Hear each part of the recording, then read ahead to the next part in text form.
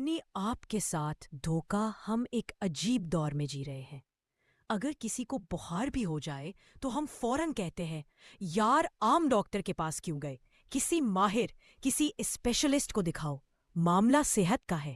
ہم دنیاوی بیماریوں میں اتنے محتاط ہو جاتے ہیں کہ ڈاکٹر کا انتخاب بھی سوچ سمجھ کر کرتے ہیں۔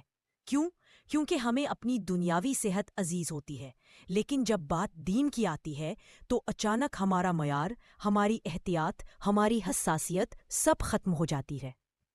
وہی ہم جو گلے کے درد پر اسپیشلسٹ ڈھونڈتے ہیں، دین کے مسائل میں یوٹیوب پر کسی ایسے شخص کی بات سن کر مطمئن ہو جاتے ہیں جو نہ عربی جانتا ہے، نہ حدیث سمجھتا ہے، نہ اصول فقہ کا علم رکھتا ہے، نہ دین کی بنیادوں سے واقف ہوتا ہے، مگر ہم اسے استاد، مفتی، علامہ سمجھ کر اپنی آخرت اس کے ہاتھ میں دے دیتے ہیں۔ یہ کیسا تضاد ہے؟ دنیا کی بیماری ہو تو ماہر ضروری، مگر دین کی بات ہو تو کوئی بھی چل جائے۔ ہم دنیا کے درد کے لیے تو فکر مند ہیں، مگر آخرت کے انجام کے لیے بے فکر۔ اسلام ایک مکمل نظام زندگی ہے جس میں علم، سند، تحقیق، عربی فہم، حدیث کے اصول اور ضروری ہے، مگر ہم کبھی سوچتے بھی نہیں کہ جس یوٹیوبر سے فتوے لے رہے ہیں کیا اس نے دین باقاعدہ پڑھا ہے؟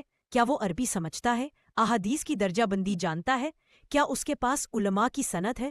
اگر نہیں تو پھر ایک سوال خود سے ضرور کیجیے، کیا ہم اپنے آپ کو دھوکہ تو نہیں دے رہے؟ دنیا کے فائدے کے لیے احتیاط اور آخرت کے لیے لاپرواہی، یہ خود اپنے ساتھ سب سے بڑا ظلم ہے۔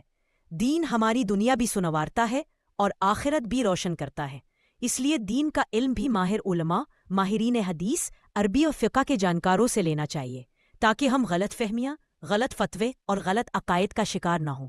سوچئے، آخرت کا سفر لمبا ہے اور ہم اس سفر کے لیے راستہ بھی ان لوگوں سے پوچھ رہے ہیں جنہیں راستے کا پتہ ہی نہیں۔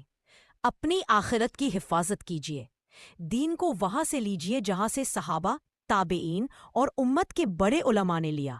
یہی نجات ہے، یہی کامیابی ہے۔ آپ کیا سمجھتے ہیں؟ اس بارے میں اپنی رائے اور مشورہ ضرور دیں۔